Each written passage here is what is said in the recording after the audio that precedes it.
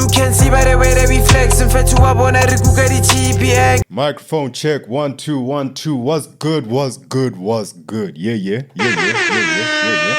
We back, man. We back. I told you, and we ain't gonna stop now, unless by some act of God, which, knock on wood, never happens. So he talks sports, and his name is Mukundi. What agwan, my friend? Let's get straight into it. First of all, wait, before I get too rude. Dokotela, what's good with you, Doc? I'm not totally mad, that's all I'm going to say. Hey! That's all I'm going to say, but I'm good. That's what I'm saying. Skalaspaning! Hey, recorded a revanche. So we had a little braai on Saturday, men's conference, where it was a safe space for men to come, talk, and just voice out all their grievances and just, safe space. Way. My dog. Prayers out to all the men out there, man. And prayers out to all the men out there because they are fighting silent battles. Just ask your friend one day and just be like, my friend, are you okay? And have some twin save or something, because otherwise it is not going to be pretty. Okay. Now what happened?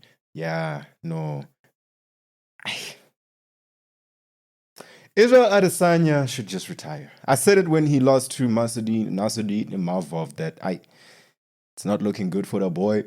And cool, he got into it. And he's got in a fight with Jack Pyfer. And is it Jack or John? I always confuse it, hey? Israel Adesanya. Yes, Joe. See, Joe Pyfer. Not even Jack. Joe Pyfer. And they knocked him out in the second round. I never thought I'd come here and say Israel Adesanya got knocked out in the second round, but Israel Adesanya got knocked out in the second round by Joe Pyfer. Number 5 ranked middleweight. Or was he number 4? I think he was number 4, actually. Number 4 ranked middleweight, Israel Adesanya, the last style bender, one of the greatest fighters of his generation, if not the greatest middleweight of his generation, lost to number 14 ranked Joe Pyfer. He looked good at first. The first round, he was striking and he was landing more, but you could just tell that he is not landing the right punches because as much as he was landing, Pyfer was doing more damage.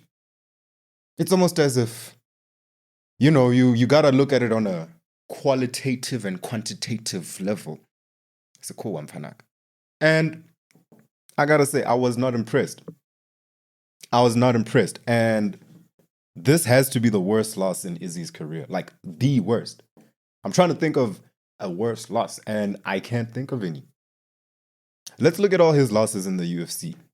Mind you, when he got to the UFC, this guy was still undefeated in MMA, and he enjoyed a great undefeated run in the UFC. Furthermore, in his division. Right? This guy was generational, is generational, but unfortunately, the higher you go, the harder it's going to be when you have to fall. And unfortunately, we have gotten to that point. Now, let's look at Israel Adesanya's losses over the past 5-6 years. His first loss was to Jan Blachowicz. I'm mad at that one. He took a shot, tried to move up to the light heavyweight division. Jan Blachowicz was the champion at the time, dealt with him nicely, wrestled him and put him on the ground for 25 minutes, lost by unanimous decision. No one batted an eye at that loss, right? It's just like when Zhang Weili lost to Shevchenko. It was just like, okay, sharp. You tried to be great. It didn't work. Let's move on. Go back to your division. Go run things there, right? And that's exactly what he did. He came back to his division. He ran things until he ran into Alex Poatan Pereira. And he fought a great fight. It was a beautiful 5 rounds. We can all admit that. He was winning that fight. But was don't count. I have a friend who says if. Doesn't exist. Doesn't exist. If doesn't exist. What exists is the fact that into the damn near like at the end of the 5th round, much like Kamaru Usman versus Leon Edwards, Israel Adesanya got knocked out. In a fight he was winning.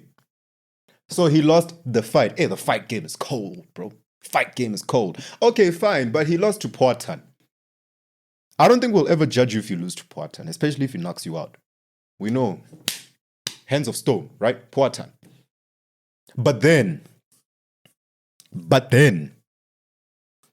he comes back and defeats Poatan in remarkable fashion, even giving him the arrows, cause I got you, finally.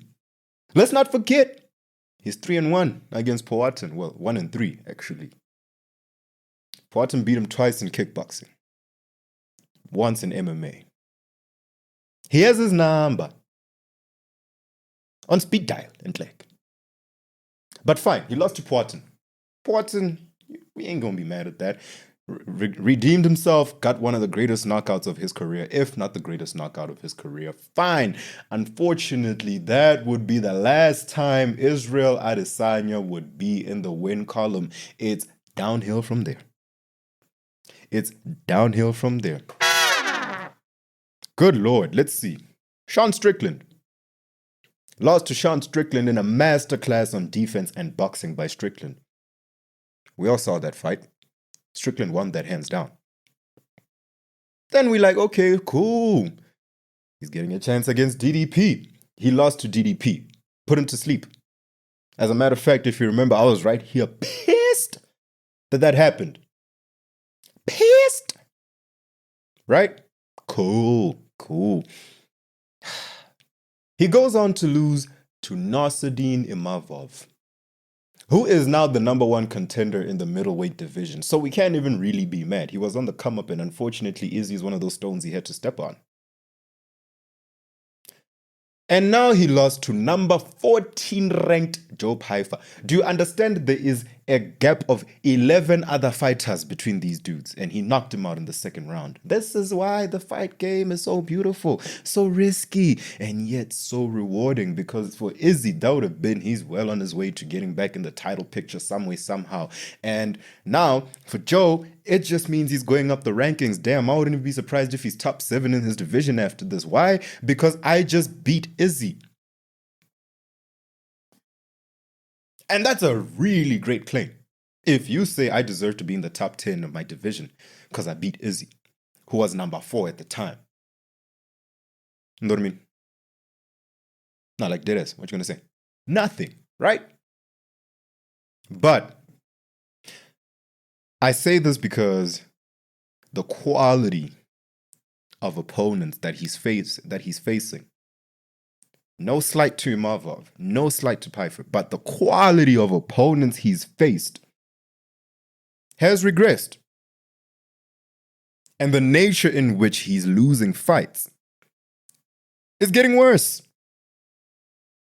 He's been knocked out twice now in his last 5 fights. Do you understand? In his last 4 fights, Israel Adesanya has been finished in all 3. In all 3 losses. And you're laughing. Israel Adesanya has been finished in 3 of his last 4 fights. How's that? Right? Is it? Yeah. Pyfer, Imavov, and DDP. He hasn't won a fight in 3 years. So what can we expect from him now? I'm not saying he's a bad fighter. He's still good. But is he at the tippy top? No. And that's fine. He had his run. One of the greatest runs we'll ever see in the sport. He's a superstar. Transcended the world of MMA. But it is time. And we can all see it. And I'm saying this as a heartbroken fan because Israel Adesanya is one of the reasons I started watching MMA. But if the nature in which you keep losing gets worse and worse each time, and the quality of opponents you're losing to gets worse and worse every time, once again, this is not a slight to the opponents. This is just facts, right? He used to lose to former champions or champions in their own right. Now he's losing to number 14 on the list. Not even a top 10, not even a top 5 fighter. Right? And he's not just losing, they're knocking him out.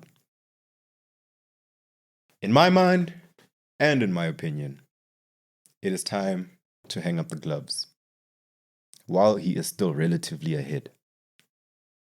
The last thing I want to see is a streak of losses when I check out Israel Adesanya's career record. And unfortunately, we're already on 3 in a row now.